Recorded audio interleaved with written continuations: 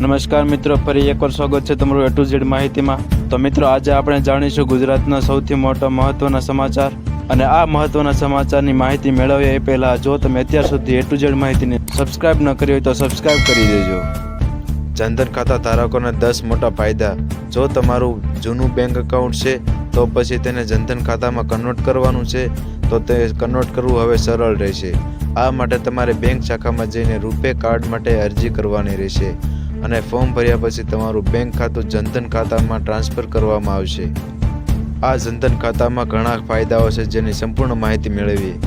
6 મહિના પછી ઓવરડ્રાફ્ટની સુવિધા પણ આપવામાં આવશે।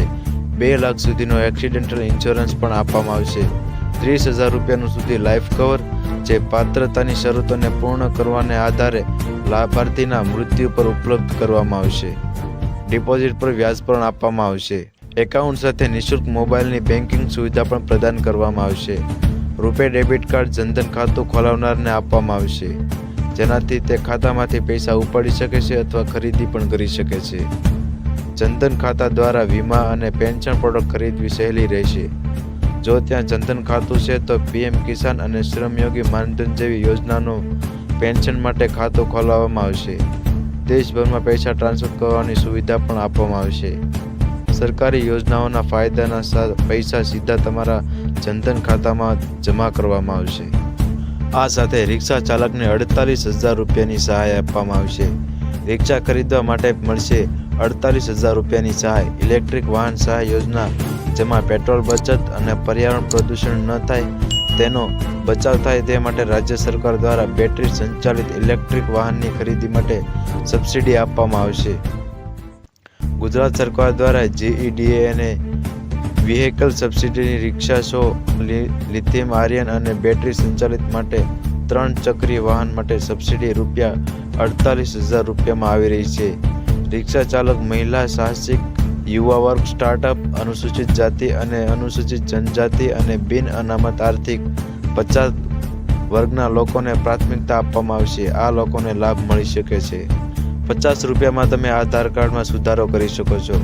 જો તમારો મોબાઈલ ફોન ખોવાઈ ગયો હોય અને કોઈ કારણસર નંબર નિષ્ક્રિય થઈ ગયો હોય તો તમારા આધાર નંબર અપડેટ કરવો મુશ્કેલ પડે છે।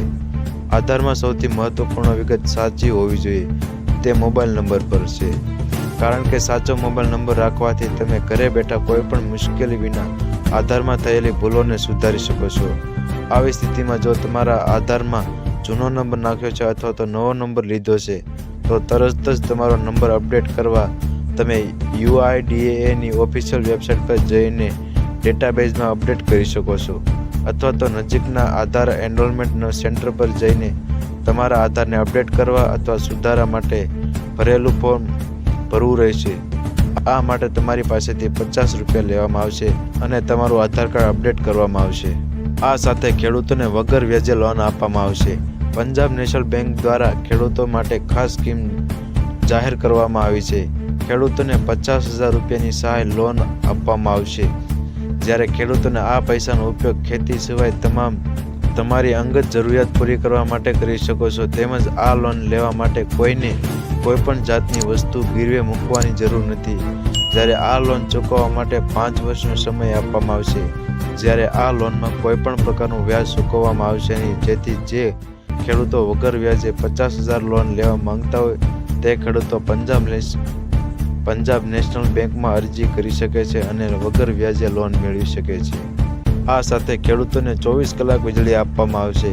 ગુજરાતના ખેડૂતોને રાતના સમયના બદલે દિવસે વીજળી આપવાની સતત માંગણીના સંદર્ભે ઉર્જા મંત્રી કનુભાઈ દેસાઈએ કહ્યું છે કે રાજ્યના ખેડૂતોને ડિસેમ્બર 2024 સુધીમાં દિવસે વીજળી આપવાનું પ્લાનિંગ થયું છે, જ્યારે અત્યારે સૌરાષ્ટ્રના 3 જિલ્લા ગીર સોમનાથ, અમરેલી અને જૂનાગઢના વન્ય પશુઓના ભયને કારણે 24 કલાક વીજળી આપવા સંદર્ભે કામગીરી ચાલુ છે અને આ 24 કલાક વીજળી 2024ના ડિસેમ્બર મહિનાના અંત સુધીમાં સમગ્ર ગુજરાતમાં પૂરું પાડવામાં આવશે।